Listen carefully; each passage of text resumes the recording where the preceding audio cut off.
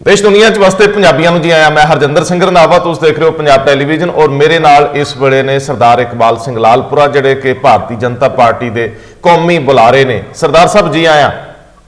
वाहिगुरू जी का खालसा वाहिगुरू जी की फतेह। सरदार साहब तुहाडी फेसबुक दीवार के उत्ते एक पोस्ट है और उहदे च मैं पढ़दा पिया कि गलबात हर समस्या का हल है ते गुरुआं दी परंपरा भी। तुसीं उहदे तो पहलां लिखदे हो कि माइनिंग माफिया, शराब, केबल ते ट्रांसपोर्ट माफिया की लुੱਟ रोक के असीं 1 साल अंदर पंजाब नूं स्वर्ग बना सकते हैं। तुसीं इस वेले भारतीय जनता पार्टी वालों पंजाब च 2 जाने नुमाइंदे हो, तुसीं ते तरुण चुग। लेकिन जे मैं 2 गल्लां करां कि जिहड़े गलबात लई गए, तुसीं कहने गलबात ही आखिरी हल है, उन्हां नूं गलबात लई ढुकवें मंच उत्ते इज्जत ना दित्ती, बरंग मोड़ते। दूजे बन्ने तुसीं उस भाईवाल का जिक्र कर रहे हो जिहड़ा 40 साल निभया। एक अज की स्थिति च जदों माल गड्डियां वापस बुला लियां ते रोकतियां, उदों तुहाडी स्थिति इस नजरिए तो जो तुसीं लिखिया की है? मेरा लिखन का भाव रंधावा साहब सिर्फ इन्ना है जी कि मैं व्यक्तिगत रूप दे विच तकरीबन सन 78 तो ही जो पंजाब दे विच अमन कानून की स्थिति हुई ना, बल्कि बचपन भी पंजाब दी एजुकेशनां दे विच लंघाया जी। ते मैं ये वेख्या कि पंजाब दा नुकसान कितना होया ते प्राप्ति कितनी हुई है ते किस तरह असी लोग जिहड़े है ना गुमराह हुंदे रहे जी राजनीतिक लोकां कोलों जी। हाँ जी। ते उस तो बाद पंजाब दा जो नुकसान होया ना ਉਹਦੀ ਭਰਪਾਈ ਅਸੀਂ ਅੱਜ ਤਾਈਂ कर नहीं सके ते ना उस पासे ਜਿਹੜੇ ਕਿਸੇ ने विचार ही ਕੀਤੀ ਹੈ ਜਦੋਂ ਕੁਰਸੀ ਤੇ ਬਹਿ ਗਿਆ। ਦੂਜਾ ਮਸਲਾ ਇਹ ਹੈ ਕਿ ਜਿਹੜੀਆਂ ਸੜਕਾਂ ਨੂੰ ਖਾਲੀ ਕਰਾਉਣਾ, ਟ੍ਰੈਫਿਕ ਚਲਾਉਣੀ, ਇਹ ਸਟੇਟ ਸਬਜੈਕਟ ਹੈ ਜੀ। ਇਹ ਸਾਡੀ ਜਿਹੜੀ ਪੰਜਾਬ ਦੀ ਸਰਕਾਰ ਹੈ ਜਾਂ ਕਿਸੇ ਵੀ ਰਾਜ ਦੀ ਸਰਕਾਰ ਹੈ ਉਹਦੀ ਜ਼ਿੰਮੇਵਾਰੀ ਬਣਦੀ ਹੈ। ਜਿਹੜੀ ਸੈਂਟਰ ਦੀ ਫੋਰਸਿਸ ਹੈਗੀਆਂ ਉਹ ਇਨ ਏਡ ਟੂ ਦੀ ਸਟੇਟ ਆਉਂਦੀਆਂ, ਇਹਨਾਂ ਦੀ ਮੰਗ ਤੇ ਆਉਂਦੀਆਂ। ਮੈਂ ਸਮਝਦਾ ਇਹ ਮੈਂ ਕਦੇ ਦੀ ਗੱਲ ਕੀਤੀ ਕਿ ਬਿੱਲ ਜਿਹੜੇ ਆ ਉਹਨਾਂ 'ਚ ਅਸੀਂ ਕਿਸੇ ਵੀ ਸਮਾਜ ਦਾ ਕੋਈ ਵੀ ਜਿਹੜਾ ਫੈਸਲਾ ਆ ਸਰਕਾਰ ਦਾ ਉਹ ਅੰਤਮ ਹੁੰਦਾ ਜੀ। ਇਸੇ ਕਰਕੇ ਇਹਦੇ 'ਚ ਵੀ ਜਿਹੜਾ ਤੁਹਾਡਾ ਅਸੈਂਸ਼ੀਅਲ ਕਮੋਡਿਟੀ ਐਕਟ ਹੈ ਇਹਦੇ 'ਚ ਅਮੈਂਡਮੈਂਟ ਹੋਈ ਹੈ, ਦੂਜੀਆਂ ਦੇ ਵਿੱਚ ਅਮੈਂਡਮੈਂਟਾਂ ਹੋਈਆਂ ਨੇ, ਲੇਕਿਨ ਉਹ ਗੱਲਬਾਤ ਜਿਹੜੀ ਹੈ ਉਹਦਾ ਹੱਲ ਹੈ। ਹੁਣ ਉਹ ਗੱਲਬਾਤ ਲਈ ਜਿਹੜੀ ਅਸੀਂ ਚਰਚਾ ਕਰਦੇ ਹਾਂ ਉਹ ਇਹ ਸੀ ਕਿ ਇਹਨਾਂ ਨੂੰ ਕਿਸਾਨ ਜਥੇਬੰਦੀਆਂ ਨੂੰ ਬੁਲਾਇਆ ਗਿਆ ਸੀ, ਇਹਨਾਂ ਨੇ 7 ਨੁਮਾਇੰਦੇ ਉੱਤੇ ਆਪਣੇ ਬਣਾਏ, ਲੇਕਿਨ ਜਿਹੜੀਆਂ 31 ਬਾਕੀ ਜਥੇਬੰਦੀਆਂ ਸੀ, ਇੱਕ ਤਾਂ ਲਖੋਵਾਲ ਸਾਹਿਬ ਨੂੰ ਤਾਂ ਉਹ ਮੇਰੇ ਖਿਆਲ ਲੈ ਕੇ ਨਹੀਂ ਗਏ ਨਾਲ, 30 ਜਥੇਬੰਦੀਆਂ ਦੇ ਬਾਕੀ ਆਗੂ ਵੀ ਚਲੇ ਗਏ। ਇੱਕ ਦੂਜੇ ਤੇ ਸ਼ੱਕ ਤਾਂ ਇੰਨਾ ਆ ਵੀ ਅੰਦਰ ਕੋਈ ਗੱਲ ਕਰ ਆਵੇ ਤੇ ਸਾਡੀ ਗੱਲ ਜਿਹੜੀ ਹੈ ਉਹ ਕਿਤੇ ਇਹ ਨਾ ਹੋਵੇ ਸਾਨੂੰ ਕਹਿਣ ਕਿ ਤੁਸੀਂ ਉਹ ਗੱਲ ਦੇ ਵਿੱਚ ਸ਼ਾਮਲ ਸੀ ਜਾਂ ਨਹੀਂ ਸੀ। ਸੋ ਇਹ ਸ਼ੰਕਿਆਂ ਦੇ ਆਪਸੀ ਲੀਡਰਸ਼ਿਪ ਦੇ ਆਪਸੀ ਸ਼ੰਕੇ ਸੀ। ਨਹੀਂ ਤਾਂ ਆਗੂ ਇੱਕ ਹੁੰਦਾ, 2 ਹੁੰਦੇ ਆ, 3 ਹੁੰਦੇ ਆ, ਤੋ ਇੰਨੀ ਵੱਡੀ ਗੱਲ ਹੀ। ਦੂਜੀ ਗੱਲ ਹੈ ਕਿ ਜਦੋਂ ਵੀ ਸਾਡੇ ਅੰਤਰਰਾਸ਼ਟਰੀ ਫੈਸਲੇ ਹੁੰਦੇ ਆ ਅਸੀਂ ਰੋਜ਼ ਤਾਂ ਸੁਣਦੇ ਆ, ਵੇਖਦੇ ਆ ਕਿ ਜੀ ਅਮਰੀਕਾ ਦਾ ਸੈਕਟਰੀ ਆਇਆ ਤੇ ਹਿੰਦੁਸਤਾਨ ਦਾ ਫੋਰਨ ਸੈਕਟਰੀ ਵੀ ਉਹਦੇ ਨਾਲ ਗੱਲ ਕਰ ਰਿਹਾ, ਹਿੰਦੁਸਤਾਨ ਦਾ ਡਿਫੈਂਸ ਸੈਕਟਰੀ ਆਇਆ, ਰਸ਼ੀਆ ਦਾ ਡਿਫੈਂਸ ਸੈਕਟਰੀ ਗੱਲ ਕਰ ਰਿਹਾ। ਗੱਲ ਇਹ ਹੈ ਕਿ ਗੱਲਾਂ ਬਾਤਾਂ ਦਾ ਇੱਕ ਪ੍ਰੋਸੈਸ ਹੈ। ਹਾਂ, ਇਹ ਕੋਈ ਜਿਹੜਾ ਸੈਕਟਰੀ ਲੈਵਲ ਹੈ ਇਹ ਅੰਤਮ ਨਹੀਂ ਹੁੰਦਾ, ਸੈਕਟਰੀ ਲੈਵਲ ਦੀ ਬਿਗਨਿੰਗ ਹੁੰਦੀ ਹੈ ਕਿ ਉਸ ਗੱਲ ਲਈ ਖਾਕਾ ਤਿਆਰ ਕੀਤਾ ਜਾਵੇ, ਉਸ ਗੱਲ ਲਈ ਜਿਹੜੀ ਜ਼ਮੀਨ ਤਿਆਰ ਕੀਤੀ ਜਾਵੇ ਤੇ ਫਿਰ ਉਹਦੇ ਉੱਤੇ ਜਿਹੜਾ ਜਾ ਕੇ ਅਸੀਂ ਜਿਹੜਾ ਰਾਜੀਨਾਮਾ ਜਾਂ ਕੋਈ ਦੇਸ਼ਾਂ ਦੀ ਸੰਧੀ ਜਾਂ ਕੋਈ ਸਟੇਟਾਂ ਦੀ ਸੰਧੀ ਇਹ ਗੱਲ ਹੁੰਦੀ ਜੀ। ਸੋ ਉਹ ਐਡੀ ਵੱਡੀ ਗੱਲ ਨਹੀਂ ਸੀ, ਨਾ ਹੀ ਉਹਨਾਂ ਨੇ ਆਖਿਆ ਕਿ ਇਹ ਸਾਡੀ ਅੰਤਮ ਗੱਲ ਹੈ ਕਿ ਤੁਸੀਂ ਜੇ ਸਾਡੀ ਗੱਲ ਨਹੀਂ ਮੰਨੋਗੇ ਤੇ ਜਿੱਥੇ ਮਰਜ਼ੀ ਜਾਓ। ਗੱਲ ਤਾਂ ਇਹ ਹੋਈ ਤਾਂ ਉਹਨਾਂ ਨੇ ਅਸੀਂ ਇੱਕ ਇਸ ਲਈ ਨਹੀਂ ਗਏ ਕਿ ਅਸੀਂ ਉੱਥੇ ਜਾ ਕੇ ਗੱਲ ਮੁਕਾਉਣੀ ਹੈ। ਗੱਲ ਤਾਂ ਇਹ ਸੀ ਵੀ ਸਾਡੇ ਨਾਲ ਗੱਲ ਕੌਣ ਕਰੇ। ਹਾਂਜੀ, ਪ੍ਰੀ ਕੰਡੀਸ਼ਨਸ ਨਾਲ ਨਾ ਕਈ ਵਾਰੀ ਅਸੀਂ ਪਿੱਛੇ ਵੀ ਮਸਲੇ ਉਲਝਾਏ ਆ।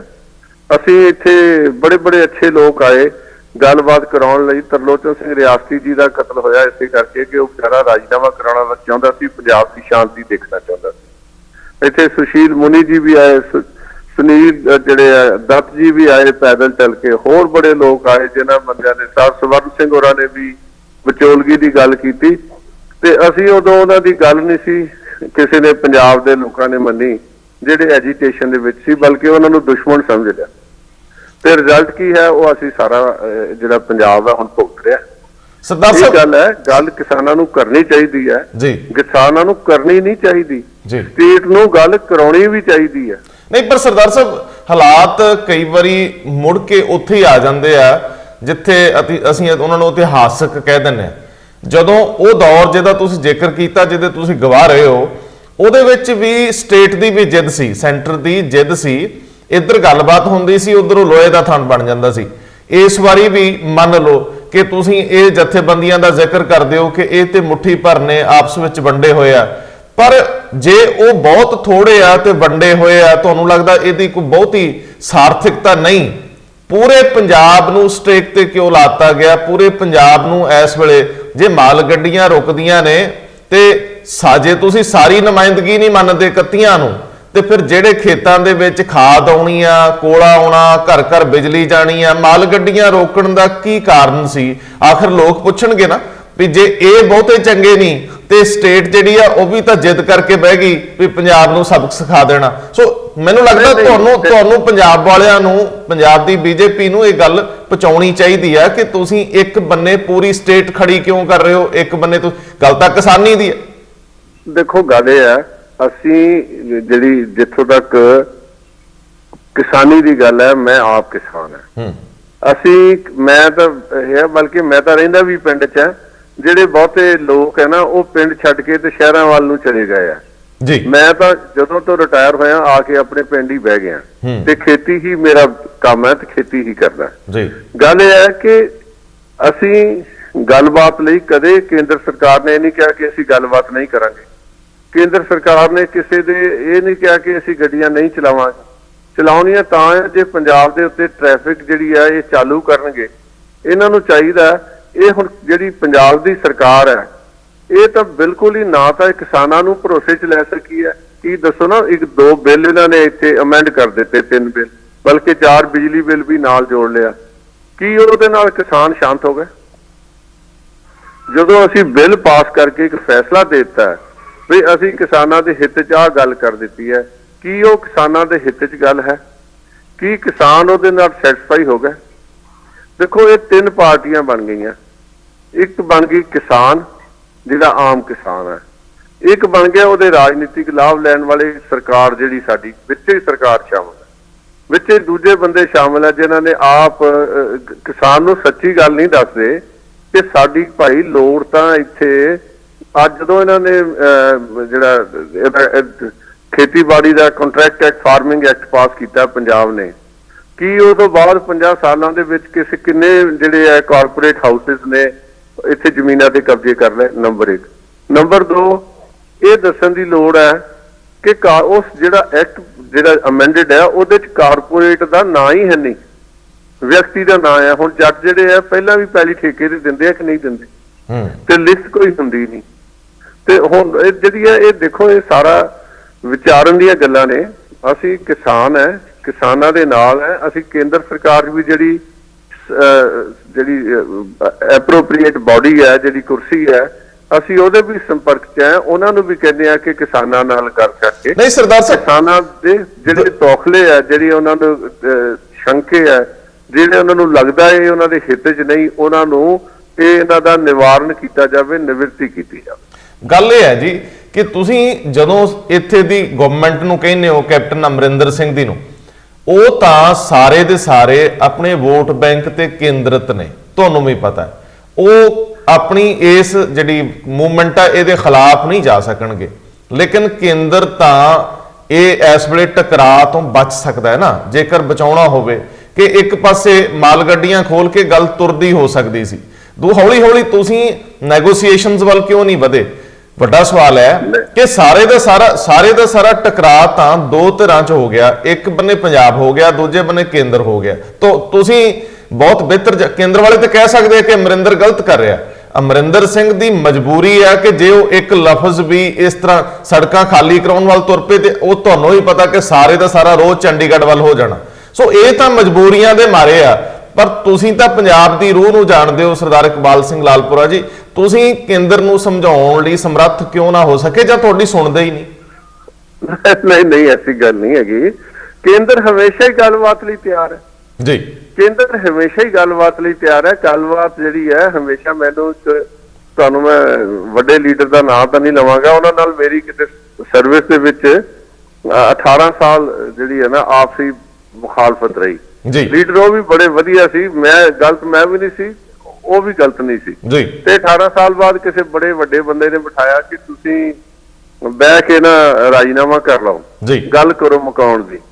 ਤੇ ਮੈਂ ਉਹਨਾਂ ਨੂੰ, ਕੋਈ ਬੰਦਾ ਜਿਹੜਾ ਵਿਚੋਲਾ ਸੀ, ਚਾਹ ਪਾਣੀ ਪੀਣ ਤੋਂ ਬਾਅਦ ਕਹਿਣ ਲੱਗਾ ਸਾਹਿਬ ਤੁਸੀਂ ਗੱਲ ਕਰੋ।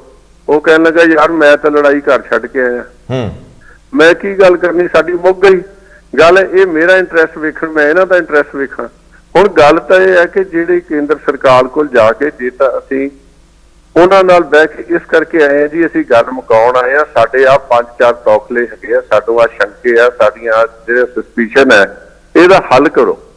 ਤੇ ਮੈਂ ਸਮਝਦਾ ਇਹਨਾਂ ਦਾ ਹੱਲ ਹੋ ਕੇ ਨਿਕਲੇਗਾ। ਸਭ ਤੋਂ ਵੱਡੀ ਗੱਲ ਮੈਂ ਸਮਝਦਾ, ਪੰਜਾਬ ਦੇ ਵਿੱਚ ਐਗਰੀਕਲਚਰ ਬੇਸਡ ਕਾਰਖਾਨੇ ਲੱਗਣੇ ਚਾਹੀਦੇ। ਉਹ ਹੁਣ ਤੱਕ ਹਰ ਪਿੰਡ 'ਚ ਹਰ ਜ਼ਿਲ੍ਹੇ ਦੇ ਵਿੱਚ ਘੱਟੋ ਘੱਟ ਇੱਕ ਲੱਗ ਜਾਣਾ ਚਾਹੀਦਾ ਸੀ, ਤਾਂ ਕਿ ਅਸੀਂ ਆਪਣਾ ਫੂਡ ਪ੍ਰੋਸੈਸ ਕਰਕੇ ਲੈ ਲਈਏ। 1400 ਰੁਪਏ ਮੱਕੀ ਨਾ ਵੇਚੀਏ, ਜਿਹੜਾ ਇਹ ਤੁਹਾਡਾ ਕੌਰਨ ਫਲੈਕਸ ਹੈ ਨਾ, ਉਹ 1000 ਰੁਪਏ ਕਿਲੋ ਵੇਚੀਏ ਜੀ, ਇੱਥੋਂ ਬਣਾ ਕੇ ਵੇਚੀਏ। ਅਸੀਂ ਨਾ ਹੋਵੇ ਲਾਲਪੁਰਾ ਸਾਹਿਬ, ਅਸੀਂ ਚਾਹਾਂਗੇ ਕਿ ਤੁਸੀਂ ਇਹ ਸਭ ਕਰਵਾਉਣ ਦੇ ਸਮਰੱਥ ਹੋ ਜਾਓ, ਕਿਉਂਕਿ ਤੁਸੀਂ ਕੇਂਦਰ ਨਾਲ ਸਿੱਧੇ ਜੁੜੇ, ਔਰ 24 ਤੱਕ ਤਾਂ ਗਵਰਨਮੈਂਟ ਹੈਗੀ ਆ। ਤੁਸੀਂ ਫੂਡ ਪ੍ਰੋਸੈਸਿੰਗ, ਹੁਣ ਤਾਂ ਇਹ ਵੀ ਨਹੀਂ ਤੁਸੀਂ ਕਹਿ ਸਕਦੇ ਕਿ ਇਹ ਤਾਂ ਹੈ ਹੀ ਕਾਲੀਆਂ ਕੋਲੇ, ਉਹ ਤਾਂ ਛੱਡ ਆਏ, ਤੁਸੀਂ ਕਰਾ ਲਿਓ। ਲੇਕਿਨ ਮੇਰਾ ਸਵਾਲ ਜਿਹੜਾ ਹੈ ਕਿ ਪਹਿਲਾਂ ਇਹ ਜਿਹੜਾ ਡੈਡਲੌਕ ਹੈ ਇਹਨੂੰ ਤੋੜ ਲਈਏ। ਇਹ ਦੇਖੋ, ਕੇਂਦਰ ਵੱਲੋਂ ਕੋਈ ਹੁਣ ਤੱਕ ਦੁਬਾਰਾ ਸੱਦਾ ਨਹੀਂ, ਰੇਲਾਂ ਵਾਪਸ ਮੰਗਵਾਉਣ ਨਾਲ, ਮਾਲ ਗੱਡੀਆਂ ਰੋਕਣ ਨਾਲ ਜਿਹੜੀ ਗੱਲ ਹੋਈ ਆ, ਉਹਦੇ ਨਾਲ ਇੰਜ ਲੱਗਦਾ ਕੇਂਦਰ ਸਬਕ ਸਿਖਾਉਣਾ ਚਾਹੁੰਦਾ। ਤੁਸੀਂ ਉਹਨਾਂ ਨੂੰ ਸਮਝਾਓ, ਇਹ ਤੁਸੀਂ ਪਹਿਲਾਂ ਤਾਂ ਪ੍ਰੋਮਿਸ ਕਰੋ, ਆਪਣੀ ਸਾਰੀ ਭਾਜਪਾ ਲੀਡਰਸ਼ਿਪ ਨੂੰ ਸਮਝਾਓ ਕਿ ਕਿਸਾਨ ਨਾਲ ਕਾਹਦੀ ਲੜਾਈ, ਉਹ ਤਾਂ ਤੁਹਾਡੇ ਵੋਟਰ ਨੇ ਸਾਰਿਆਂ ਦੇ। ਤੁਸੀਂ ਉਹ ਕਹਿੰਦੇ ਆ ਕਿ ਸਾਨੂੰ ਇਹ ਨਹੀਂ ਚਾਹੀਦਾ, ਤੁਸੀਂ ਉਹਨਾਂ ਨੂੰ ਸਮਝਾ ਲਓ। ਅਸੀਂ ਨਹੀਂ ਚਾਹੁੰਦੇ ਕਿ ਤੁਸੀਂ ਇਹ ਕਹੋ ਕਿ ਅਸੀਂ ਇਹ ਠੀਕ ਹੈ ਜਾਂ ਉਹ ਕਹਿਣ ਅਸੀਂ ਠੀਕ ਆ। ਜੋ ਵੀ ਠੀਕ ਆ ਉਹ ਠੀਕ ਕਰੋ। ਹਾਲਾਂਕਿ ਕਾਰਪੋਰੇਟਸ ਨੇ ਜਿੱਥੇ ਜਿੱਥੇ ਵੀ ਗਏ ਆ, ਆਪਣਾ ਫਾਇਦਾ ਵੇਖਿਆ, ਮੁੜ ਕੇ ਭਾਵੇਂ ਆਪਣੇ ਆਪ ਨੂੰ ਦਿਵਾਲੀਆ ਹੀ ਸ਼ੋਅ ਕਰਤਾ। ਤੁਹਾਨੂੰ ਵੀ ਪਤਾ ਕਿਸੇ ਵਿਅਕਤੀ ਵਿਸ਼ੇਸ਼ ਨੇ ਕਾਰੋਬਾਰ ਨਹੀਂ ਕਰਨੇ ਹੁੰਦੇ, ਕਰਨੇ ਕਾਰਪੋਰੇਟਸ ਕੰਪਨੀਆਂ ਨੇ ਹੁੰਦੇ। ਬੈਂਕਾਂ ਦਾ ਹੀ ਪੈਸਾ ਲੱਗਣਾ, ਲੋਕਾਂ ਦਾ ਸਿਰਾ, ਲੋਕਾਂ ਦੀਆਂ ਜੁੱਤੀਆਂ। ਸੋ ਇਹ ਪਹਿਲਾਂ ਤਾਂ ਤੁਸੀਂ ਇਸ ਪਾਸੇ ਮੈਨੂੰ ਦੱਸੋ। ਦੂਜਾ ਸਵਾਲ ਤੁਹਾਡੀ ਉਹ ਪੋਸਟ ਵਿੱਚੋਂ ਕੱਢਣਾ ਮੈਂ, ਗੱਲ ਇਹ ਹੈ ਰੰਧਾਵਾ ਸਾਹਿਬ, ਕਿਸਾਨ ਸਾਡਾ ਵੋਟਰ ਨਹੀਂ ਹੈਗਾ ਜੀ। ਮੈਂ ਤੁਹਾਨੂੰ ਬੇਨਤੀ ਕਰਦਾ, ਕਿਸਾਨ ਭਾਰਤ ਦੀ ਰੀੜ੍ਹ ਦੀ ਹੱਡੀ ਹੈ ਜੀ। ਕਿਸਾਨ ਇਕਨੋਮੀ ਦੀ ਰੀੜ੍ਹ ਦੀ ਹੱਡੀ ਹੈ। ਸਰਦਾਰ ਮਨਮੋਹਨ ਸਿੰਘ ਨੇ ਵੀ ਲਿਖਿਆ ਸੀ ਕਿ 65% ਜਿਹੜੀ ਸਾਡੀ ਇਕਨੋਮੀ ਹੈ ਉਹ ਫਾਰਮ ਤੇ ਬੇਸ ਹੈ। ਜਿਹੜੀ ਸਾਡਾ ਕੰਮਕਾਰ ਵੀ ਹੈ, 65% ਲੋਕ ਵੀ ਫਾਰਮ ਤੇ ਲੱਗੇ ਹੋਏ ਆ। ਜੇ ਖੇਤੀਬਾੜੀ ਮਰ ਜਾਏਗੀ ਤੇ ਸਾਰਾ ਦੇਸ਼ ਹੀ ਖਤਮ ਹੋ ਜਾਏਗਾ ਜੀ। ਇਹ ਨਹੀਂ ਹੋਣੀ ਚਾਹੀਦੀ। ਅਸੀਂ ਤਨੋ ਮਨੋ ਹਾਂਜੀ ਰੱਬ ਨੂੰ ਹਾਜ਼ਰ ਨਾਜ਼ਰ ਜਾਣ ਕੇ ਬਿਲਕੁਲ ਇਸ ਵਕੀਲ ਬਣ ਕੇ ਨਹੀਂ, ਇਹਨਾਂ ਦੇ ਭਰਾ ਬਣ ਕੇ, ਇਹਨਾਂ ਦੇ ਸਾਥੀ ਬਣ ਕੇ ਜੋ ਵੀ ਹੋਏਗਾ, ਅਸੀਂ ਕੇਂਦਰ ਸਰਕਾਰ ਦੇ ਸੰਪਰਕ 'ਚ ਹੈ। ਅਸੀਂ ਕੇਂਦਰ ਸਰਕਾਰ ਨੂੰ ਜਿਹੜੀ ਹੈ ਇਸ ਪਾਸੇ ਉਹਨਾਂ ਨੂੰ ਦੱਸ ਰਹੇ ਹਾਂ ਕਿ ਭਾਈ ਕਿਸਾਨਾਂ ਦੇ ਆਪਾਂ ਡਰ ਦੂਰ ਕਰੀਏ। ਲੇਕਿਨ ਕਿਸਾਨ ਜਿਹੜੇ ਹੈ ਉਹਨਾਂ ਵੀਰਾਂ ਨੂੰ ਵੀ ਬੇਨਤੀ ਹੈ ਕਿ ਆਪਾਂ ਟਕਰਾਓ ਦਾ ਰਾਹ ਛੱਡੀਏ, ਗੱਲਬਾਤ ਆ ਰਿਹਾ ਲਿਆਈਏ। ਮੈਂ ਤਾਂ ਨੈਲਸਨ ਮੰਡੇਲਾ ਦੀ ਗੱਲ ਕਰਦਾ ਹੁੰਦਾ ਕਿ 27 ਸਾਲ ਜੇਲ੍ਹ 'ਚ ਰਹੇ, ਲੌਂਗ ਵਾਕ ਟੂ ਫਰੀडम ਉਹਨਾਂ ਦੀ ਕਿਤਾਬ ਹੈ, ਬੜੀ ਮੋਟੀ ਕਿਤਾਬ ਹੈ, ਪੜ੍ਹਨ ਵਾਲੀ ਹੈ। ਉਹ ਕਹਿੰਦੇ ਮੈਂ ਇੱਕ ਦਿਨ ਵੀ ਨਹੀਂ ਛੱਡਿਆ ਜਦੋਂ ਮੈਂ ਆਪਣੇ ਉਹਨਾਂ ਜਾਬਰ ਸਰਕਾਰਾਂ ਤੇ ਗੱਲ ਨਾ ਕਰਾਂ, ਉਹਨਾਂ ਨੂੰ ਸੁਨੇਹਾ ਨਾ ਭੇਜਾਂ ਕਿ ਤੁਸੀਂ ਭਾਈ ਮੇਰੇ ਨਾਲ ਗੱਲ ਕਰੋ। ਤੇ 27 ਸਾਲ ਬਾਅਦ ਉਹ ਜਦੋਂ ਰਿਹਾ ਹੋਏ ਤੇ ਉਸ ਤੋਂ ਬਾਅਦ ਰਾਸ਼ਟਰਪਤੀ ਵੀ ਬਣੇ, ਪਰ ਉਹਨਾਂ ਨੇ ਦੂਜੀ ਟਰਮ ਨਹੀਂ ਲਈ। ਕਹਿਣ ਲੱਗੇ ਮੈਂ ਇੱਕੋ ਵਾਰੀ ਆ, ਮੈਂ ਆਪਣਾ ਇੱਕ ਮਕਸਦ ਹਾਸਲ ਕਰਨਾ ਚਾਹੁੰਦਾ ਸੀ। ਕਿਸਾਨ ਖੁਸ਼ਹਾਲ ਹੋਵੇ, ਪੰਜਾਬ ਖੁਸ਼ਹਾਲ ਹੋਵੇ, ਕੌਣ ਨਹੀਂ ਚਾਹੇਗਾ। ਨਹੀਂ ਪਰ ਜੇ ਔਰ ਅਸੀਂ ਸਾਡੀ ਪਾਰਟੀ ਦੇ ਪੈਰ ਤਾਂ ਲੱਗਣੀ ਤਾਂ ਆ ਜਦੋਂ ਕਿਸਾਨ ਸਾਡੇ ਪ੍ਰਤੀ ਜਿਹੜੇ ਸ਼ੰਕੇ ਪੈਦਾ ਕੀਤੇ ਆ ਕਿ ਇਹ ਕਿਸਾਨ ਵਿਰੋਧੀ ਆ, ਇਹ ਪੰਜਾਬ ਵਿਰੋਧੀ ਆ, ਇੱਕ ਸਿੱਖ ਧਰਮ ਵਿਰੋਧੀ ਆ, ਜਦੋਂ ਅਸੀਂ ਇਹ ਲੋਕਾਂ ਦੇ ਸਪਸ਼ਟ ਹੋਏਗਾ ਨਾ ਗੱਲ ਕਿ ਕੋਈ ਜਿਹੜੀ ਹੈ ਇਹ ਸਾਰੇ ਭਰਮ ਭੁਲੇਖੇ ਅਫਵਾਹਾਂ ਉਡਾਈਆਂ ਗਈਆਂ ਨੇ, ਤੇ ਫਿਰ ਜਿਹੜੇ ਆ ਸਾਡੇ ਆਪਣੇ ਆਪ ਹੀ ਅਸੀਂ ਸਮਾਜ ਸਾਨੂੰ ਆਪਣੇ ਆਪ ਅਪਣਾ ਲਏਗਾ। ਅਸੀਂ ਵੀ ਚਾਹੁੰਦੇ ਹਾਂ ਰਾਜਨੀਤੀ ਪਾਰਟੀ 'ਚ ਅਸੀਂ 23 ਨਹੀਂ, ਅਸੀਂ ਜਿਹੜੀ ਹੈ ਬਣਾ ਕੇ ਸਰਕਾਰ ਬਣਾਈਏ ਤੇ ਪੰਜਾਬ ਨੂੰ ਖੁਸ਼ਹਾਲ ਬਣਾਈਏ। ਹੋਰ ਵੀ ਚੰਗੇ ਲੋਕ ਜਿਹੜੇ ਆ ਕੇ ਇਸ ਪਾਰਟੀ ਦੇ ਨਾਲ ਜੁੜਨ ਤਾਂ ਕਿ ਨਿਸਵਾਰਥ ਲੋਕ ਅੱਗੇ ਵਧਣਗੇ ਤੇ ਇਹ ਜਿਹੜਾ ਅਸੀਂ ਅੱਗੇ ਲੈ ਕੇ ਤੁਰਾਂਗੇ। ਅਸੀਂ ਦਿਲੋਂ ਕਿਸਾਨਾਂ ਦੇ ਹਮਾਇਤੀ ਹਾਂ, ਕਿਸਾਨਾਂ ਦੇ ਵਕੀਲ ਹੈਗੇ ਆ, ਕਿਸਾਨਾਂ ਦੇ ਜਿਹੜੇ ਆ ਇਹਨਾਂ ਦੇ ਜਿਹੜੇ ਆ ਇਹਨਾਂ ਨੂੰ ਨਾਲ ਲੈ ਕੇ ਅਸੀਂ ਵਿਸ਼ਾ ਚਾਹਾਂਗੇ ਪੰਜਾਬ ਖੁਸ਼ਹਾਲ ਹੋਵੇ, ਕਿਸਾਨ ਖੁਸ਼ਹਾਲ ਹੋਵੇ। ਮੈਨੂੰ ਇਹ ਦੱਸਿਓ ਕਿ ਜਦੋਂ ਅਸੀਂ ਅੰਦੋਲਨ ਦੀ ਗੱਲ ਕਰਦੇ ਹਾਂ, ਦੱਖਣੀ ਅਫਰੀਕਾ ਦਾ ਨੈਲਸਨ ਮੰਡੇਲਾ ਤਾਂ ਸਾਨੂੰ ਚੰਗਾ ਲੱਗਦਾ, ਜਦੋਂ ਸਾਡੇ ਕਿਸਾਨ ਅੰਦੋਲਨ ਕਰਨ ਤੇ ਉਹਨਾਂ ਨਾਲ ਅਸੀਂ ਹੋਰ ਤਰ੍ਹਾਂ ਦਾ ਰੁਖ ਅਪਣਾਈਏ, ਇਹ ਚੰਗਾ ਨਹੀਂ। ਦੂਜੇ ਬੰਨੇ ਤੁਸੀਂ ਕਿਹਾ ਕਿ ਸਿੱਖਾਂ ਦੇ ਵਿੱਚ ਬੀਜੇਪੀ ਦੀ ਸ਼ਾਖ ਤਾਂ ਹੀ ਬਣਨੀ ਆ, ਤਾਂ ਜਦੋਂ ਬਣੂਗੀ ਉਦੋਂ ਹੀ ਇਹਨਾਂ ਦੇ ਸਾਡੀ ਜਿਹੜੀ ਇੱਥੇ ਜੜ ਲੱਗਣੀ ਹੈ। ਇੱਕ ਬੰਨੇ ਤਾਂ ਪਿੱਛੇ ਮੇਰੇ ਨਾਲ ਰਾਮ ਗੋਪਾਲ ਜਿਹੜੇ ਆਰਐਸਐਸ ਦੇ ਪੰਜਾਬ 'ਚ ਵੱਡੇ ਨਾਂ ਨੇ, ਚਿਹਰਾ ਨੇ, ਉਹਨਾਂ ਨੇ ਦੱਸਿਆ ਸੀਗਾ ਕਿ ਜਦੋਂ ਸਰਦਾਰ ਤਰਲੋਚਨ ਸਿੰਘ ਘੱਟ ਗਿਣਤੀ ਕਮਿਸ਼ਨ ਦੇ ਚੇਅਰਮੈਨ ਸੀਗੇ, ਉਦੋਂ ਆਰਐਸਐਸ ਨੇ ਲਿਖ ਕੇ ਦਿੱਤਾ ਸੀ ਕਿ ਸਿੱਖ ਇੱਕ ਵੱਖਰੀ ਕੌਮ ਹੈ ਔਰ ਅਸੀਂ ਇਹਦੀ ਹੋਂਦ ਹਸਤੀ ਮੰਨਦੇ ਹਾਂ, ਰਿਟਨ 'ਚ ਦਿੱਤਾ। ਦੂਜੇ ਬੰਨੇ ਜਦੋਂ ਭਾਗਵਤ ਸਾਹਿਬ ਜਿਹੜੇ ਪ੍ਰਮੁੱਖ ਨੇ ਆਰਐਸਐਸ ਦੇ, ਜਦੋਂ ਉਹ ਫਿਰ ਦੁਸਹਿਰੇ ਤੇ ਗੱਲ ਕਹਿੰਦੇ ਕਿ ਭਾਰਤ ਇੱਕ ਹਿੰਦੂ ਰਾਸ਼ਟਰ ਹੈ, ਅਸੀਂ ਸਾਰੇ ਹਿੰਦੂ ਹਾਂ, ਉਦੋਂ ਫਿਰ ਇਹ ਕੋਈ ਨਾ ਕੋਈ ਧਿਰ ਤਾਂ ਫਿਰ ਵਿੱਚੋਂ ਉੱਠ ਕੇ ਆ ਜਾਂਦੀ ਜੀ, ਆਖੇ ਤੁਸੀਂ ਸਿੱਖਾਂ ਨੂੰ ਵੀ ਹਿੰਦੂ ਕਹਿਤਾ। ਸੋ ਇਹ ਵੀ ਕੁਝ ਇੱਕ ਨਵੀਆਂ ਉਲਝਣਾਂ ਪੈਦਾ ਹੁੰਦੀਆਂ ਰਹਿੰਦੀਆਂ ਨੇ। ਸੋ ਇਹਨਾਂ ਦੇ ਉੱਤੇ ਤੁਹਾਨੂੰ ਬਾਰ-ਬਾਰ ਸਫਾਈਆਂ ਦੇਣੀਆਂ ਪੈਂਦੀਆਂ ਨੇ, ਇਹ ਵੀ ਮੁਸ਼ਕਲ ਨੇ। ਔਰ ਇਹ ਮੈਨੂੰ ਲੱਗਦਾ ਹੈ ਕਿ ਇਹ ਜਿਹੜੀ ਵਿਸ਼ਵਾਸ ਬਹਾਲੀ ਆਪਸੀ ਹੋਣੀ ਚਾਹੀਦੀ ਹੈ। ਤੁਸੀਂ ਵੀ ਇੱਥੇ ਮੇਰੇ ਨਾਲ ਸਹਿਮਤ ਹੋਵੋਗੇ। ਗੱਲ ਇਹ ਹੈ ਜੀ, ਮੈਂ ਰੰਧਾਵਾ ਸਾਹਿਬ ਤੁਹਾਡੇ ਨਾਲ ਬਿਲਕੁਲ ਸਹਿਮਤ ਹੈ। ਤੁਸੀਂ ਜਿਹੜੀ ਹੈ ਨਾ ਸ਼ਬਦ ਹਿੰਦੁਸਤਾਨ ਜਾਂ ਇਹ ਸ਼ਬਦ ਸਭ ਤੋਂ ਪਹਿਲਾਂ ਤਾਂ ਵਰਤਿਆ ਗੁਰੂ ਨਾਨਕ ਦੇਵ ਪਾਤਸ਼ਾਹ ਨੇ ਜੀ। ਹਿੰਦੁਸਤਾਨ ਸ਼ਬਦ ਵਰਤਿਆ, ਉਦੋਂ ਭਾਰਤ ਸ਼ਬਦ ਉਹਨਾਂ ਨੇ ਨਹੀਂ ਵਰਤਿਆ, ਸ੍ਰੀ ਗੁਰੂ ਗ੍ਰੰਥ ਸਾਹਿਬ ਦੇ ਵਿੱਚ ਅੰਕਿਤ ਹੈ ਜੀ। ਹਾਂਜੀ, ਹਿੰਦੁਸਤਾਨ ਡਰਾਇਆ, ਹਾਂਜੀ, ਹਿੰਦੁਸਤਾਨ ਸਮਾਲਸੀ ਵੇਲਾ, ਇਹ ਸ਼ਬਦ ਗੁਰੂ ਨਾਨਕ ਪਾਤਸ਼ਾਹ ਦੇ ਹੈ। ਜਿਹੜੇ ਲੋਕ ਇਸ ਪਾਸੇ ਰਹਿੰਦੇ ਸੀ ਉਹ ਵੀ ਉਦੋਂ ਹਿੰਦੂਆਂ ਦੀ ਗੱਲ ਨਹੀਂ ਸੀ ਕਰਦੇ। ਗੱਲ ਉਦੋਂ ਤਾਂ ਰਾਜ ਮੁਗਲਾਂ ਦਾ ਸੀ, ਜਦੋਂ ਦੀ ਗੁਰੂ ਸਾਹਿਬ ਨੇ ਇਹ ਗੱਲ ਲਿਖੀ ਹੈ। ਤੇ ਉਸ ਤੋਂ ਬਾਅਦ ਬੜੀ ਦੇਰ ਤੱਕ ਮੁਗਲਾਂ ਦਾ ਰਾਜ ਦਾ ਇੱਕ ਸਭਤਾ ਦੀ ਗੱਲ ਹੈ। ਦੂਜੀ ਗੱਲ ਹੈ, ਇੱਥੇ ਸਭੇ ਸਾਂਝੀ ਵਾਲ ਸਦਾਇਨ, ਕੋਈ ਨਾ ਦਿਸੇ ਬਾਹਰਾ ਜੀਓ ਵਾਲੀ ਗੱਲ ਹੈਗੀ ਆ। ਹੁਣ ਤੱਕ ਵੀ ਜਿਹੜੇ 6 ਸਾਲਾਂ ਚ ਕਿੰਨੇ ਕ੍ਰਿਸਚੀਅਨ ਇੱਥੋਂ ਬਾਹਰ ਨੂੰ ਨਿਕਲ ਗਏ, ਕਿੰਨੇ ਇਸ ਮੁਸਲਮਾਨ ਜਿਹੜੇ ਆ ਉਹ ਪਾਕਿਸਤਾਨ ਨੂੰ ਚਲੇ ਗਏ। ਪਿਛਲੇ ਜਦੋਂ ਦੀ 10 ਸਾਲ ਤੋਂ ਤਕਰੀਬਨ 6 ਸਾਲ ਹੋ ਗਏ। ਇਸ ਤੋਂ ਪਹਿਲਾਂ ਵੀ ਵਾਜਪਾਈ ਸਾਹਿਬ ਦੀ ਗਵਰਨਮੈਂਟ ਰਹੀ ਹੈ। ਗੱਲ ਇਹ ਹੈ ਕਿ ਭਾਰਤੀ ਸਭਤਾ ਦੀ ਗੱਲ ਉਹ ਕਰਦੇ ਆ ਜਿਹਦੇ ਵਿੱਚ ਸਾਰੇ ਹੀ ਪ੍ਰਫੁੱਲਤ ਹੋਣ, ਸਾਰੇ ਜਿਹੜੇ ਆ ਹਿੰਦੂ, ਸਿੱਖ, ਮੁਸਲਮਾਨ, ਈਸਾਈ ਸਾਰੇ ਪ੍ਰਫੁੱਲਤ ਹੋਣ। ਇਹ ਤਾਂ ਡਰ ਵਾਲੀ ਜਿਹੜੀ ਸ਼ਬਦ ਹੈ, ਉਹ ਸ਼ਬਦ ਦਾ ਗਲਤ ਅਰਥ ਜਿਹੜਾ ਹੈ ਨਾ, ਉਹ ਨਹੀਂ ਕੱਢਿਆ ਜਾਣਾ ਚਾਹੀਦਾ। ਦੂਜੀ ਗੱਲ ਹੈ ਕਿ ਜਦੋਂ ਅਸੀਂ ਇਹ ਸਿੱਖ ਧਰਮ ਬਾਰੇ ਕਿਸੇ ਨੂੰ ਸਰਟੀਫਿਕੇਟ ਦੀ ਲੋੜ ਨਹੀਂ, ਇਹ ਸਰਟੀਫਿਕੇਟ ਤਾਂ ਗੁਰੂਆਂ ਨੇ ਆਪ ਹੀ ਦਿੱਤਾ ਹੋਇਆ। ਨਾ ਹਿੰਦੂ ਨਾ ਮੁਸਲਮਾਨ, ਅੱਲਾਹ ਰਾਮ ਕੇ ਪਿੰਡ ਪ੍ਰਾਨ, ਹਾਂਜੀ, ਨਾ ਹਜ ਕਾਬੇ ਜਾਉ ਨਾ ਤੀਰਥ ਪੂਜਾ। ਉਹ ਤਾਂ ਸ਼ੁਰੂ ਤੋਂ ਹੀ ਅਸੀਂ ਤਾਂ ਹੈ ਹੀ ਇੱਕ ਅਲੱਗ ਪੰਥ ਧਰਮ, ਇੱਕ ਵੱਖਰਾ ਧਰਮ ਹੈ ਜੀ। ਇਹਦੇ ਬਾਰੇ ਕਿਸੇ ਤੋਂ ਸਰਟੀਫਿਕੇਟ ਦੀ ਲੋੜ ਨਹੀਂ। ਪਰ ਫਿਰ ਵੀ ਜਿਹੜੇ ਸ਼ੰਕੇ ਦੂਰ ਕਰਨ ਲਈ ਮੋਹਨ ਭਾਗਵਤ ਜੀ ਨੇ ਨਹੀਂ, ਇਹਨਾਂ ਤੋਂ ਪਹਿਲੇ ਜਿਹੜੇ ਸੀਗੇ ਇਹਨਾਂ ਦੇ ਸੰਚਾਲਕ, ਸਰਸੰਘਚਾਲਕ, ਉਹਨਾਂ ਨੇ ਲਿਖ ਕੇ ਦਿੱਤਾ ਹੋਇਆ ਕਿ ਜੇ ਭਾਈ ਸ਼ੰਕਾ ਹੈ ਤੇ ਅਸੀਂ ਆਹ ਲਿਖ ਕੇ ਦੇ ਦਿੰਦੇ ਹਾਂ। ਉਸ ਤੋਂ ਪਹਿਲਾਂ ਵੀ ਉਹਨਾਂ ਨੇ ਇੱਕ ਹੋਰ ਗੱਲ ਕੀਤੀ ਸੀ, ਸ਼ਾਇਦ ਲੋਕਾਂ ਨੂੰ ਪਤਾ ਨਹੀਂ। ਉਹਨਾਂ ਨੇ ਜਦੋਂ ਪੰਜਾਬ ਦੇ ਵਿੱਚ ਹਿੰਦੀ ਪੰਜਾਬੀ ਦੀ ਵੰਡ ਦੀ ਗੱਲ ਚੱਲ ਰਹੀ ਸੀ ਤੇ ਉਹਨਾਂ ਨੇ ਅਪੀਲ ਕੀਤੀ ਸੀ ਜਲੰਧਰ ਜਿਹੜੀ ਆ ਪ੍ਰੈਸ ਦੇ ਸਾਹਮਣੇ ਕਿ ਜਿਹੜੇ ਪੰਜਾਬੀ ਆ ਭਾਈ, ਤੁਸੀਂ ਆਪਣੀ ਮਾਤ ਭਾਸ਼ਾ ਪੰਜਾਬੀ ਲਿਖਾਓ। ਜੇ ਮਹਾਰਾਸ਼ਟਰ ਵਾਲੇ ਆਪਣੀ ਮਾਤ ਭਾਸ਼ਾ ਹਿੰਦੀ ਲਿਖਾਉਂਦੇ ਆ, ਆਪਣੀ ਮਰਾਠੀ ਲਿਖਾਉਂਦੇ ਆ, ਤੇ ਤੁਸੀਂ ਪੰਜਾਬ ਵਾਲੇ ਕਿਉਂ ਨਹੀਂ ਪੰਜਾਬੀ ਲਿਖਾਉਂਦੇ ਜੀ? ਇਹ ਗੱਲ ਜਿਹੜੀ ਹੈ ਨਾ, ਦੇਖੋ ਕਈ ਵਾਰੀ ਗੱਲਾਂ ਦੇ ਸਮਝਣ ਦੇ, ਸ਼ਬਦਾਂ ਦੇ ਸਮਝਣ ਚ ਇਹ ਹੋਰ ਆ ਜਾਂਦੀ ਹੈ। ਤੇ ਇਹੀ ਸ਼ਬਦ ਵਰਤਿਆ ਅਲਾਮਾ ਇਕਬਾਲ ਨੇ, ਹਿੰਦ ਕੋ ਇੱਕ ਮਰਦੇ ਕਾਮਲ ਨੇ ਜਗਾਇਆ ਖਵਾਬ ਸੀ। ਹਾਂਜੀ, ਤੇ ਉਹੀ ਜਿਹੜਾ ਆ ਪਾਕਿਸਤਾਨ ਦਾ ਵੀ ਤਰਾਨਾ ਜਿਹੜਾ ਉਹਨਾਂ ਨੇ ਲਿਖਿਆ ਹੋਇਆ, ਹਾਂਜੀ, ਸਾਰੇ ਜਹਾਂ ਸੇ ਅੱਛਾ ਹਿੰਦੁਸਤਾਨ ਹਮਾਰਾ ਵੀ ਉਹਨਾਂ ਨੇ ਲਿਖਿਆ ਹੋਇਆ।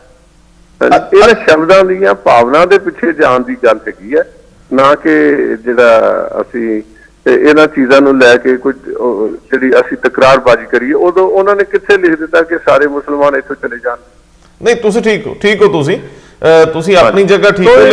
ਲੇਕਿਨ ਲਫ਼ਜ਼ ਜਿਹੜੇ ਆ ਨਾ ਜੀ, ਇਹਨਾਂ ਨੂੰ ਵੰਡ ਲਈ ਨਹੀਂ ਵਰਤਣਾ ਚਾਹੀਦਾ, ਜੋੜਨ ਲਈ ਵਰਤਣਾ ਚਾਹੀਦਾ। ਜੇ ਉਹ ਸ਼ਬਦ ਜੋੜਨ ਦੀ ਕਰਦੇ ਆ, ਮੈਂ ਸਮਝਦਾ ਉਹ ਗੱਲ ਨੂੰ ਸਾਨੂੰ ਉਹਦੇ ਤੇ ਝਗੜੇ ਨਹੀਂ ਕਰਨੇ ਚਾਹੀਦੇ। ਜੇ ਉਹ ਗੱਲ ਸਾਡਾ ਇੱਕ ਤੁਹਾਡਾ ਹੋਰ ਵੀ ਝਗੜਾ, ਮੈਂ ਜਿਹੜਾ ਨਾ ਤੁਹਾਡੇ ਨਾਲ ਇੱਕ ਲਫ਼ਜ਼ ਕਹਿ ਦੇਣਾ ਹੈ ਕਿ ਮੈਂ ਵੀ ਨਾ ਇੱਕ ਲੇਖਕ ਹੈ ਤੇ ਬੜੀ ਵਾਰੀ ਸੋਚ ਕੇ ਲਿਖੀਦਾ ਵੀ ਯਾਰ ਉਹ ਗੱਲ ਲਿਖੀ ਜਿਹੜੀ ਸੱਚੀ ਹੋਵੇ, ਝੂਠੀ ਨਾ ਹੋਵੇ।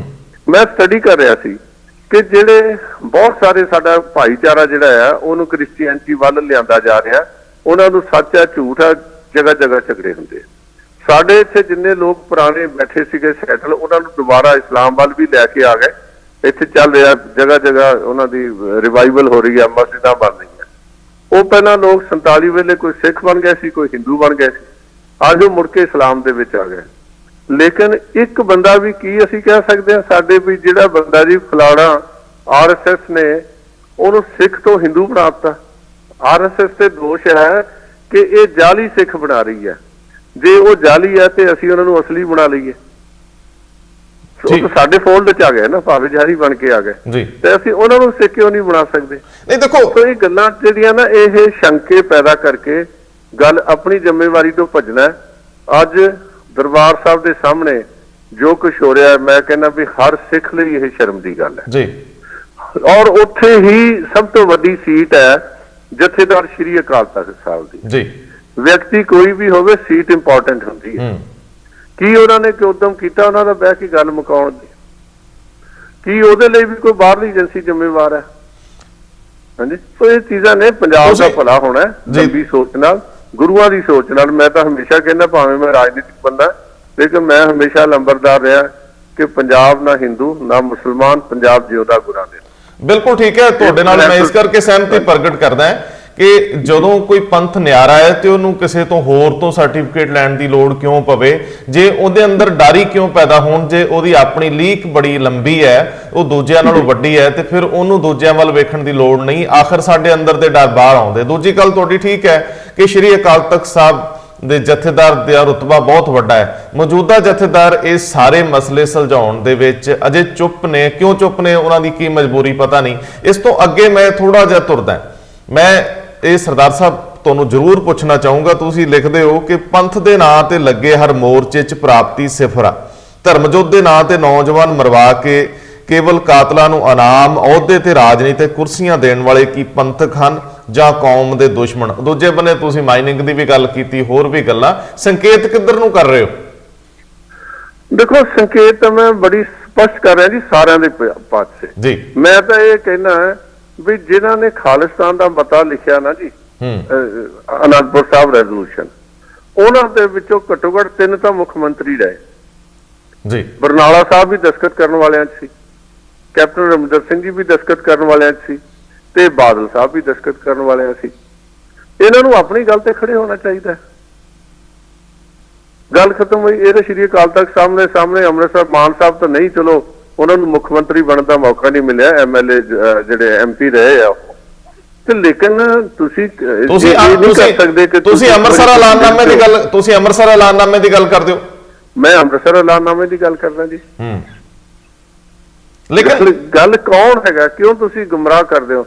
ਅਸੀਂ ਰਹੇ ਆ, ਮੈਨੂੰ ਮਤਲਬ ਕਹਿਣ ਨੂੰ ਸ਼ਰਮ ਆਉਂਦੀ ਹੈ ਉਹਨਾਂ ਬੰਦਿਆਂ ਨੂੰ CID ਸੀਗੇ ਜਿਹੜੇ ਬੰਦੇ ਖਾਲਿਸਤਾਨ ਦੀ ਗੱਲ ਕਰਦੇ ਸੀ ਨਾ ਜੀ, ਜਿਨ੍ਹਾਂ ਨੇ ਖਾਲਿਸਤਾਨ ਦਾ ਝੰਡਾ ਚੁੱਕਿਆ ਸੀ ਜੀ। ਜਦੋਂ ਉਹਨਾਂ ਨੂੰ ਪੈਸੇ ਭੇਜੀਦੇ ਸੀ ਵੀ ਇਹਨਾਂ ਨੂੰ ਆ ਲਓ ਜੀ, ਤੁਸੀਂ ਤੁਹਾਡੀ ਪ੍ਰੈਸ ਕਾਨਫਰੰਸ ਵੀ ਕਰਾ ਦਿੰਦੇ ਆ ਤੇ ਪੈਸੇ ਵੀ ਲੈ ਲਓ, ਤੇ ਮੈਂ ਸਮਝਦਾ ਸੀ ਵੀ ਸਾਡੀ ਕੌਮ ਦੇ ਵਿੱਚ ਇਹ ਲੀਡਰ ਨੇ ਇਤਿਹਾਸ ਦੇ ਵਿੱਚ ਜਿਹੜੀਆਂ ਖਾਲਿਸਤਾਨ ਦੀਆਂ ਗੱਲਾਂ ਕਰਦੇ, ਪੈਸੇ ਸਰਕਾਰ ਤੋਂ ਲੈ ਰਹੇ ਆ ਸਾਡੇ ਤੋਂ।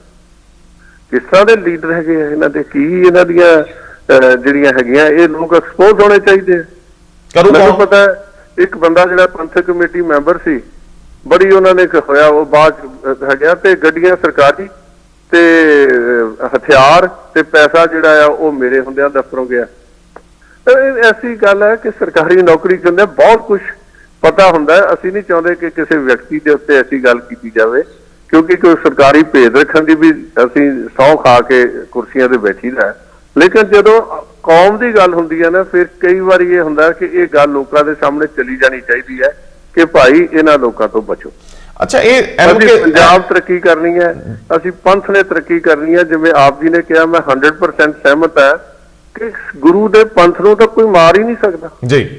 ਇਹ ਖੂਨ ਦੇ ਕੇ ਸਿਰ ਦੇ ਕੇ ਤਾਂ ਗੱਲ ਗੁਰੂ ਨਾਨਕ ਨੇ ਸ਼ੁਰੂ ਕੀਤੀ ਹੈ। ਜਦੋਂ ਪ੍ਰੇਮ ਖੇਲਣ ਕਾ ਚਾਓ ਸਰਸਰ ਤਲੀ ਕਲੀ ਮੇਰੀ ਆਓ, ਇੱਕ ਮਾਰਗ ਪੈਰ ਤਰੀਜੈ ਸਿਰ ਦੀਜੈ ਕਾਰਨ ਨਾ ਕੀਜੈ। ਇਹੀ ਗੱਲ ਪੰਚਮ ਪਾਤਸ਼ਾਹ ਨੇ ਕੀਤੀ ਹੈ ਕਿ ਪਹਿਲਾਂ ਮਰਨ ਕਬੂਲ ਜੀਵਨ ਕੀ ਛਾਡਾਸ ਹੋਏ ਸਭਨਾ ਕੀ ਰੇਣਕਾ ਤੂੰ ਆਓ ਹਮਾਰੇ ਪਾ। ਹਾਂਜੀ, ਇਹੀ ਗੱਲ ਗੁਰੂ ਤੇਗ ਬਹਾਦਰ ਸਾਹਿਬ ਦਾ ਅਸੀਂ 400 ਸਾਲਾ ਪ੍ਰਕਾਸ਼ ਪੁਰਬ ਮਨਾਉਣ ਲੱਗੇ ਆ, ਤੇ ਉਹਨਾਂ ਨੇ ਆਖਿਆ ਕਿ ਨਾ ਭੈ ਕਾਹੂ ਕੋ ਦੇਤ ਲੈ ਨੈ ਪੈਮਾਨ ਤਾਨ ਕੋ ਨਾਨਕ ਸੁਣਦੇ ਮਨਾ ਗਿਆਨੀ ਤਾਂ ਹੈ ਮਖਾਨ। ਅਸੀਂ ਤਾਂ ਇਸ ਭੈ ਮੁਕਤ ਸੰਸਾਰ ਦੀ ਰਚਨਾ ਵਾਲੇ ਪਾਸੇ ਸਿਰ ਜਿਹੜਾ ਤਲੀ ਤੇ ਦੇਣ ਵਾਲੇ ਲੋਕ। ਸਾਡੇ ਲਈ ਜਿਹੜੀਆਂ ਅਹੁਦੇ ਆ ਇਹ ਫਲਾਣੀਆਂ ਗੱਲਾਂ ਇਹ ਬਹੁਤੀਆਂ ਮੈਟਰ ਨਹੀਂ ਕਰਨੀਆਂ, ਮੈਟਰ ਕਰਦੇ ਆ ਅਸੂਲ। ਹਾਂਜੀ, ਜਿੱਥੇ ਕੋਈ ਬੰਦਾ ਖੜਾ ਹੋ ਗਿਆ ਨਾ ਉਸ ਗੱਲ ਤੋਂ ਸਿੱਖ ਨੂੰ ਪਿੱਛੇ ਨਹੀਂ ਭੱਜਣਾ ਚਾਹੀਦਾ।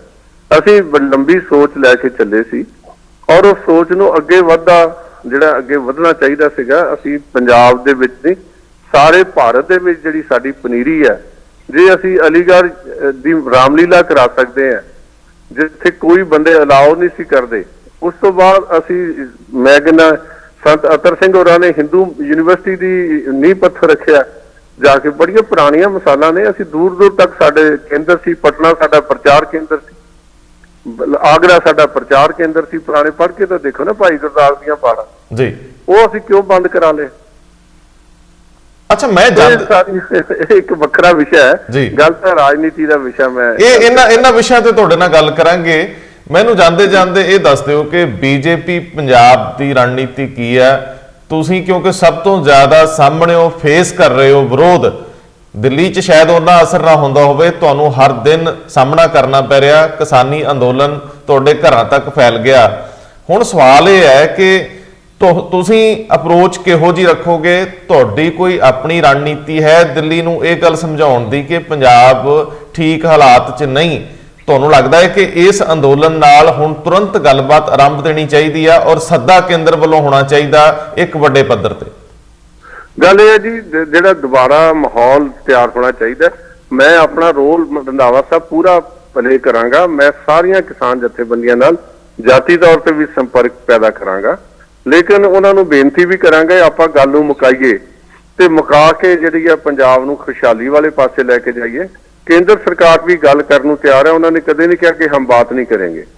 ਗੱਲ ਤਾਂ ਇਹ ਹੈ, ਗੱਲ ਹੋਣੀ ਚਾਹੀਦੀ ਹੈ, ਸਾਰਥਕ ਹੋਣੀ ਚਾਹੀਦੀ ਹੈ, ਤਰੱਕੀ ਦੀ ਹੋਣੀ ਚਾਹੀਦੀ ਹੈ, ਗੱਲ ਪੰਜਾਬ ਦਾ ਖੁਸ਼ਹਾਲੀ ਦੀ ਹੋਣੀ ਚਾਹੀਦੀ ਹੈ, ਗੱਲ ਪੰਜਾਬ ਦੀ ਜਿਹੜੀ ਹੈ ਵਡਿਆਈ ਦੀ ਹੋਣੀ ਚਾਹੀਦੀ ਹੈ। ਸੋ ਇਹਦੇ ਵਾਸਤੇ ਮੈਂ ਤਾਂ ਹਮੇਸ਼ਾ ਹੀ ਗੱਲ ਕਰਦਾ ਹੁੰਦਾ, ਇੱਕੋ ਗੱਲ ਹੈ ਕਿ ਧਨੀ ਰਾਮ ਚਾਤਰਿਕ ਨੇ ਜਿਹੜਾ ਲਿਖਿਆ ਨਾ, ਉਹਨੂੰ ਅਸੀਂ ਸੁਪਨਾ ਪੂਰਾ ਕਰਨਾ ਹੈ, ਪੰਜਾਬ ਕਰਾਂਗੀ ਸਿਫਤ ਤੇਰੀ। ਹਾਂਜੀ, ਸ਼ਾਨਾਂ ਦੇ ਸਭ ਸਮਾਨ ਤੇਰੇ। ਹਾਂਜੀ, ਇਹ ਸਨਮਾਨਯੋਗ ਥਾਂ ਆ, ਗੁਰੂਆਂ ਪੀਰਾਂ ਦੀ ਧਰਤੀ ਹੈ। ਇੱਥੇ ਦੇ ਜਿਹੜੇ ਆ ਨਾ ਦਾਨ ਦਿੰਦੇ ਚੰਗੇ ਲੱਗਦੇ ਆ। ਹਾਂਜੀ, ਕਿਸੇ ਲਈ ਮਰਦੇ ਚੰਗੇ ਲੱਗਦੇ ਆ, ਕਿਸੇ ਨੂੰ ਮਾਰਦੇ ਚੰਗੇ ਨਹੀਂ ਲੱਗਦੇ। ਅਸੀਂ ਤਾਂ ਇਹ ਖੂਨ 'ਚ ਹੀ ਨਹੀਂ ਸਾਡੇ ਹੈਗੇ ਜਿਸ ਤਰ੍ਹਾਂ ਦੀ ਅਸੀਂ ਇਹ ਲੈ ਕੇ ਗੱਲਾਂ ਹੁਣ ਤੁਰ ਪਏ ਆ। ਕਿਹਦਾ ਆ? ਮੈਂ ਤਾਂ ਲਿਖਿਆ ਇਹਦੇ 'ਚ, ਤੁਸੀਂ ਅਖੀਰ ਦੇ ਵਿੱਚ ਸ਼ਾਇਦ ਪੜ੍ਹਿਆ ਹੋਵੇ ਵੀ ਲੈਨਿਨ ਮਾਰਕਸ ਤੇ ਮਾਓ ਦਾ ਜਿਹੜਾ ਸੀ ਨਾ, ਜਿਹੜੀ ਉਹ ਉਸ ਵੇਲੇ ਪ੍ਰੇਰਿਤ ਕਰਦੀ ਸੀ ਲੋਕਾਂ ਨੂੰ, ਲੇਕਿਨ ਰਸ਼ੀਆ 'ਚ ਵੀ ਖਤਮ ਹੋ ਗਿਆ ਕਮਿਊਨਿਜ਼ਮ ਤੇ ਜਰਮਨੀ 'ਚ ਵੀ ਖਤਮ ਹੋ ਗਿਆ। ਤੇ ਜਿਹੜਾ ਮਾਓ ਦਾ ਹੈਗਾ ਕਮਿਊਨਿਜ਼ਮ, ਉਹਦੇ ਵਿੱਚ ਜਿਹੜੀ ਆਜ਼ਾਦੀ ਹੈ ਹੀ ਨਹੀਂ। ਹਾਂਜੀ, ਉੱਥੇ ਤਾਂ ਮਾਰੋ ਮਾਰੀ ਹੈ, ਨਾ ਧਰਮ ਹੈ ਨਾ ਆਜ਼ਾਦੀ ਹੈ। ਹਾਂਜੀ, ਅਸੀਂ ਉਹਨਾਂ ਨੂੰ ਨਹੀਂ, ਅਸੀਂ ਤਾਂ ਗੁਰੂਆਂ ਦਾ ਮਿੱਠਾ ਇਨਕਲਾਬ ਜਿਹੜਾ ਹੈ ਨਾ ਗੁਰੂ ਨਾਨਕ ਨੇ ਲਿਆਂਦਾ, ਉਸ ਇਨਕਲਾਬ ਦੀ ਗੱਲ ਕਰਨੀ ਹੈ ਜਿਹਨੇ ਪੰਜਾਬ ਦੁਨੀਆ ਨੂੰ ਆਜ਼ਾਦ ਵੀ ਕਰਾਇਆ ਔਰ ਦੁਨੀਆ 'ਚ ਇੱਕ ਅੱਛੀ ਪਿਰਤ ਪਾਈ ਹੈ ਸਰਬੱਤ ਦੇ ਭਲੇ ਦੀ। ਮੈਨੂੰ ਸਰਦਾਰ ਸਾਹਿਬ ਕਈ ਵਾਰੀ ਆਲੋਚਨਾ ਦਾ ਸਾਹਮਣਾ ਵੀ ਕਰਨਾ ਪੈਂਦਾ ਹੈ, ਲੇਕਿਨ ਮੈਂ ਸਮਝਦਾ ਕਿ ਸਾਡੀ ਜ਼ਿੰਮੇਵਾਰੀ ਹੈ, ਅਸੀਂ ਤੁਹਾਡੇ ਵਰਗੇ ਲੋਕਾਂ ਨੂੰ ਜਿਹੜੇ ਦੋਵਾਂ ਧਿਰਾਂ ਨੂੰ ਸਮਝਦੇ, ਤੁਸੀਂ ਬੀਜੇਪੀ ਦੇ ਲੀਡਰ ਹੁੰਦਿਆਂ ਬੀਜੇਪੀ ਦੀ ਅਪਰੋਚ ਸੋਚ ਨੂੰ ਵੀ ਸਮਝਣ ਲੱਗ ਗਏ ਹੋ ਤੇ ਤੁਸੀਂ ਇਧਰਲੇ ਪਾਸੇ ਪੰਜਾਬੀਅਤ ਔਰ ਸਿੱਖੀ ਨੂੰ ਵੀ ਸਮਝਦੇ ਹੋ। ਕਿਉਂ ਨਾ ਪੁਲ ਦਾ ਕੰਮ ਤੁਸੀਂ ਕਰੋ ਔਰ ਇਸ ਆਸ ਉਮੀਦ ਤੇ ਕਿ ਤੁਸੀਂ ਇਹਨੂੰ ਅੱਗੇ ਵਧਾਓਗੇ ਔਰ ਤੁਰੰਤ ਪ੍ਰਭਾਵ ਨਾਲ ਵਧਾਓਗੇ, ਇਸ ਡੈਡਲੌਕ ਨੂੰ ਤੋੜਨ ਵਿੱਚ ਆਪਣਾ ਰੋਲ ਪਲੇ ਕਰੋਗੇ ਔਰ ਟਕਰਾਅ ਘਟਾਓਗੇ। ਇਹ ਬਹੁਤ ਮਿਹਰਬਾਨੀ ਤੁਹਾਡੀ। ਥੈਂਕ ਯੂ ਜੀ। ਵਾਹਿਗੁਰੂ ਜੀ ਕਾ ਖਾਲਸਾ, ਵਾਹਿਗੁਰੂ ਜੀ ਕੀ ਫਤਿਹ।